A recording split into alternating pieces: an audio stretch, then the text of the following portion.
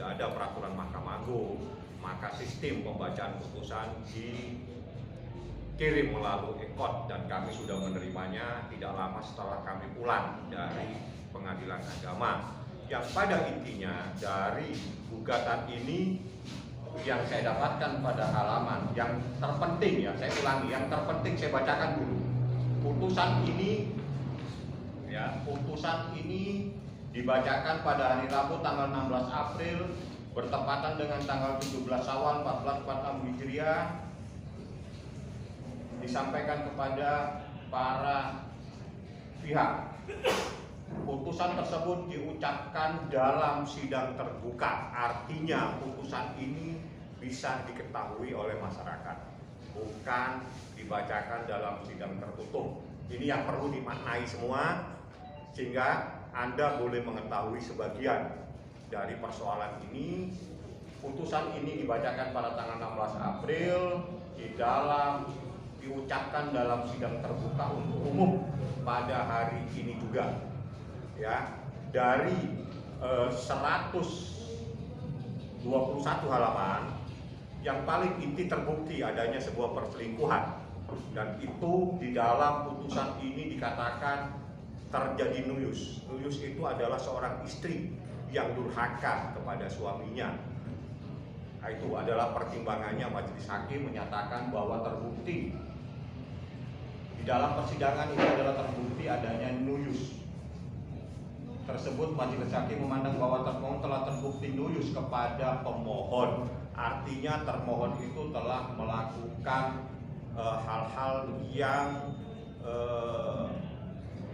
melanggar, ya, istri yang durhaka kepada seorang suaminya sehingga suaminya mengajukan permohonan cerai talak, dan terbukti bahwa memang ada hubungan, ya, dengan seseorang sebagaimana yang beredar selama ini, dan itu semuanya ada di dalam putusan ini.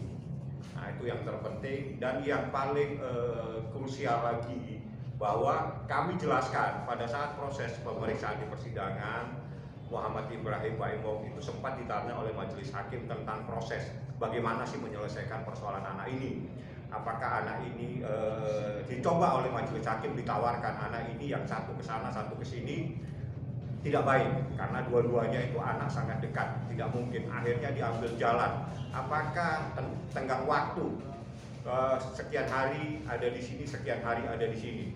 Baim Wong pada saat itu menyatakan dia tidak keberatan, tapi termohon keberatan sehingga proses sidang berlanjut lagi, tidak terjadi sesuatu yang bisa diselesaikan pada saat proses dalam putusan tersebut, sehingga putusannya itu menyatakan bahwa hak asuh itu diasuh bersama dengan memberikan batasan waktu 2 minggu kepada Baim Wong, 2 minggu kepada termohon. Tapi satu hal yang paling difahami, yang harus difahami, anak itu bukan objek sehingga tidak bisa dieksekusi pada saat dia tidak mau. Jadi ini bagaimana nanti saatnya seseorang itu mampu untuk merayu, bagaimana mampu untuk membuat anak itu mau kepadanya. Jadi tidak ada lagi anak itu dipaksa.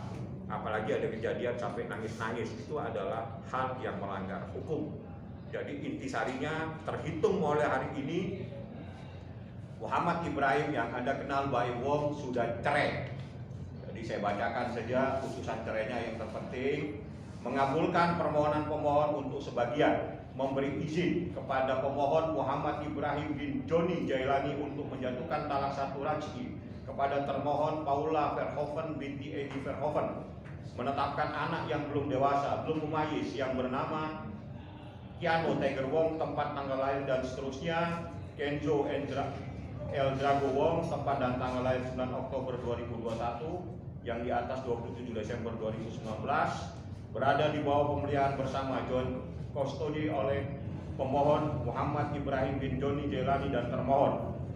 Sejak putusan ini berkekuatan mutlak dengan ketentuan 2 pekan pertama ditetapkan bersama termohon, kemudian 2 pekan berikutnya bersama pemohon. Demikian seterusnya sampai anak-anak tersebut dapat memilih sendiri tempat tinggal terbaik. Artinya inilah putusan terhitung mulai hari ini Muhammad Ibrahim atau Baim Wong sudah cerai, terbukti ada perselingkuhan sehingga terbukti adanya nuyus atau istri yang durhaka kepada seorang suami. Intisari putusannya yang 121 halaman seperti itu, dan ada lagi bukti di dalam persidangan ini yang saya katakan bahwa ada penyakit kritis yang tidak mungkin bisa disembuhkan, dan itu ada di pada halaman-halaman pertimbangan putusan ini. Anda silakan, bagaimana pintar-pintarnya wartawan mencari putusan ini. Di sini Anda bisa dapatkan hal yang luar biasa, ya. Anda bisa dapatkan putusan ini, Anda akan mendapatkan hal yang luar biasa dari persoalan ini. Itu yang saya berikan. Saya hanya menyampaikan intinya.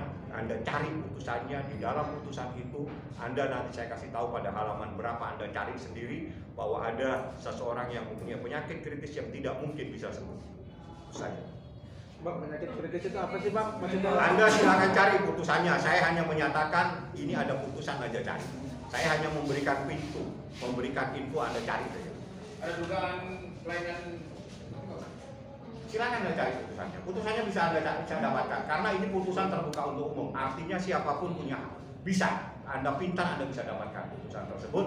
Di saat Anda mendapatkan putusan tersebut, Anda bisa membaca apa yang terjadi di dalam perkara tersebut.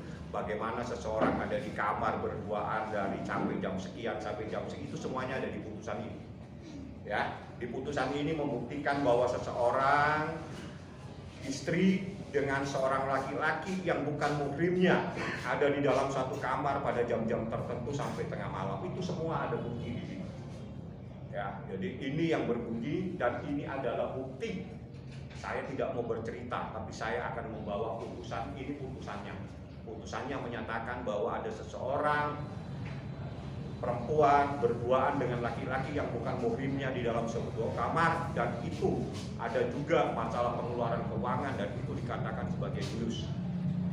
Nuyus itu adalah seseorang yang durhaka kepada suaminya, artinya durhaka kepada Muhammad Ibrahim alias Baim. Wow, ini 121 halaman, silakan Anda bisa dapatkan. Nanti Anda akan kaget pada saat Anda tahu apa isi putusan ini. Tapi penyakit yang dimaksud berkaitan dengan perselingkuhan itu, Bang? Saya bilang cari putusannya. Anda nanti akan bisa tahu di dalam putusan tersebut. Terkait mental atau psikolog? Cari putusannya. Kan saya bilang cari putusannya yang jelas. Di sini pada halaman sekian itu dikatakan terbukti nuyus. Nuyus itu artinya orang yang durhaka kepada suaminya. Ini pada halaman sekian. Adanya pengiriman sejumlah uang dan seterusnya.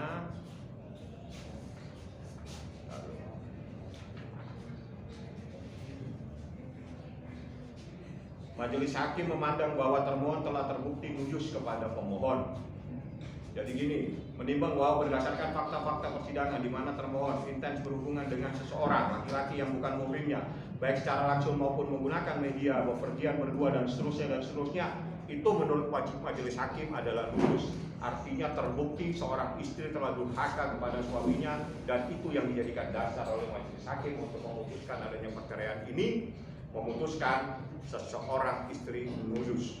Nuyus itu durhaka kepada suami. Ya, ini putusan Anda cari, gampang mendapatkannya. Penyakit yang tadi yang nggak bisa disembuhkan. Anda cari informasi itu. Saya hanya membukakan informasi. Kenapa? Baim dengan adanya putusan ini, ya dia alhamdulillah bahwa apa yang selama ini dinyatakan bahwa pada saat dia pertama kali menyatakan di media, pada seingat saya itu pada November ya, seingat saya itu, di situ dia menyatakan terjadi perselingkuhan terhadap istri saya. Istri saya melakukan perselingkuhan. Itu rame semua, tidak percaya, dan semuanya ini yang berbicara. Hakim menyatakan terjadi persoalan tersebut benar. Ada perselingkuhan, benar ada nuyus. Bukan hanya dikatakan dalam bentuk lisan, tapi dalam bentuk putusan pengadilan agama. Artinya pada saat Baim menyatakan preskon pada tahun lalu 2024, seingat saya di bulan November ya, seingat saya itu dia telah menyatakan benar terjadi perselingkuhan, dan itu bisa dibuktikan di persidangan bagaimana sakitnya seorang suami pada saat ada orang telah mengkhianatinya. Itulah yang terjadi dalam perkara setebal 121 halaman. Penyakit itu dibuktikan dengan apa bang? Di Hah? situ. Ada di putusan ini. Ada bukti medis Di atau putusan ini berbicara. Anda cari aja putusan. Untuk hak asuh bang, hak asuh anak Hak jatuh ke asuh memang dari awal Baim Wong pada saat proses persidangan hakim menawarkan bagaimana kalau seandainya ini kan yang besar dan yang kecil, bagaimana kalau yang besar ke Baim, yang kecil ke termohon pada saat itu, atau diatur waktu 3 hari kalau nggak salah sama 4 hari. Saat itu Baim bilang nggak ada masalah, tapi termohon tidak mau, sehingga ini proses bergulir dan akhirnya diputuskan diberikan aturan main bahwa 2 minggu di sini, 2 minggu di Baim Wong. Tapi satu hal, anak pun tidak boleh dipaksa, walaupun ada putusan seperti ini, tidak boleh anak itu dipaksa-paksa untuk kesana dan kemari, karena anak itu bukan objek dari persoalan, tapi dia subjek hukum yang mempunyai hak yang melekat, yang dilindungi oleh undang-undang, dilindungi oleh hak asasi manusia. Belum, tidak pernah memperkarakan harta gonung ini. Dari awal perkara ini hanya murni adalah perceraian, murni adanya perselingkuhan, dan itu pun sudah terbukti di persidangan, dan juga hak asuh anak. Terbukti berdasarkan keterangan ahli, anak itu trauma kepada ibunya, seperti itu.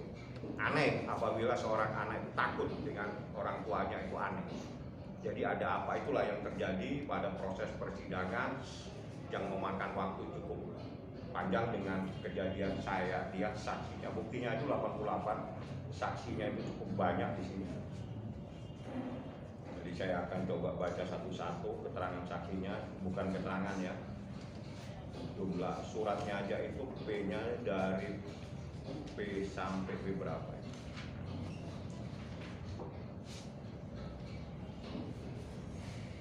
P7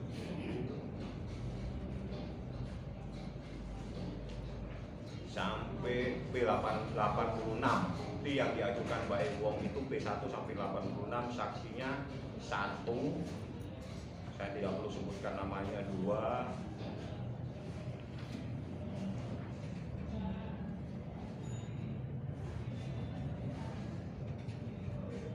3, 4, 5, 6, 7, 9, 8, 9. Ada ahli yang menyatakan anak trauma, ada ahli juga, ada ahlinya 3. Jadi saksi 9, saksi fakta itu 9, tambah ahli 3. Ya, itulah proses persidangan, dan alhamdulillah Baim sudah bersyukur proses ini sudah selesai dan terbukti apa yang dinyatakan sama Baim terjadi perselingkuhan itu terbukti di persidangan, dan itu adalah hasil daripada putusan ini. Bahasa putusannya itu nulus, artinya istri yang durhaka kepada seorang suami, istri yang melakukan hal-hal tanpa sepengetahuan suami, itu namanya nulus. Mengenai nafkah dan Ya, itu tidak menjadi persoalan bagi Baim, itu bukan persoalan itu. Baim hanya konsen kepada anaknya, bagaimana anak ini selamat. Yang kedua, konsen bagaimana terbukti adanya perselingkuhan tersebut. Kalau uang itu bisa dicari, dan itu bukan problem Baim, karena sebetulnya kalau melihat tuntutannya dia, tuntutannya banyak sekali. Ya, sekian miliar kalau nggak salah, ada sekian miliar, ada 600, ada sekian, saya nggak perlu membacakan. Dan gugatannya dia, sebetulnya termohon itu minta anak itu ada tangan dia, dan biaya-biaya itu semuanya ada di tangan dia. Coba saya akan bacakan kalau Anda ingin mengetahui. Ya, dalam rekonvensi menetapkan hak asuh anak, ada tangan kepada termohon, ya, terus menghukum termohon untuk menyerahkan anak, menghukum untuk biaya apa ini? Setiap bulannya 80 juta, 20 juta, dan sekian, ada minta lagi 3 miliar kalau nggak salah ini. Nafkah Madya 800, nafkah Mut'ah 300, 3 miliar, nafkah Ida 600 juta. Ya, dari semua ini tidak ada yang dikabulkan, hanya nafkah Mut'ah aja atas pertimbangan majelis hakim, karena dia adalah istri, yaitu pertimbangan majelis hakim ya. Dan Baim tadi saya tanya, nggak ada persoalan. Yang penting terbukti adanya perselingkuhan, terbukti anak-anak itu dalam keadaan trauma, dan terbukti semua apa yang selama ini ada di dalam proses persidangan. Jadi yang disampaikan Mbak Im pada proses tahun lalu itu adalah terbukti semuanya di dalam persidangan, dan yang berbicara itu putusan ini.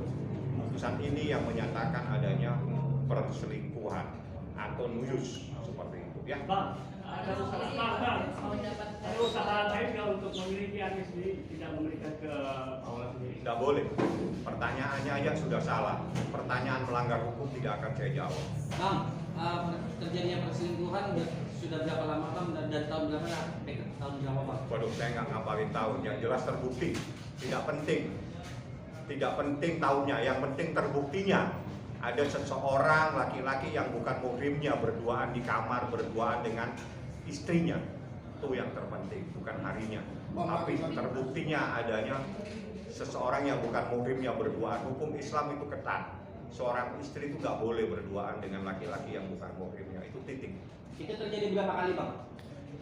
Yang jelas lebih dari 1 kali. Kalau lebih dari 1 kali pasti banyak bahasanya. Bang, trauma anak itu masih Bang? Trauma anak itu dari hasil pemeriksaan ahli yang menyatakan anak itu takut dengan seseorang, nangis, teriak dan sebagainya. Itu ada pendapat ahli di sini. Makanya kalau Anda bisa mendapatkan putusan ini, semuanya akan terungkap. Termasuk apa yang menjadi pertanyaan Anda. Saya kasih Anda pekerjaan rumah, Anda dapatkan putusan. Kalau bisa bisnis yang harus sama mereka berdua itu kira-kira gimana jadi? Ya sudah saya jawab, saya tidak ngurusi harta gonung ini. Saya hanya ngurusi perselingkuhan. Saat ini kedua anak itu. Kedua anak itu saya tanya Mbak Im sekarang ada di mana. Karena saya nggak ngurusi anak, saya ngurusi hukum. Oke.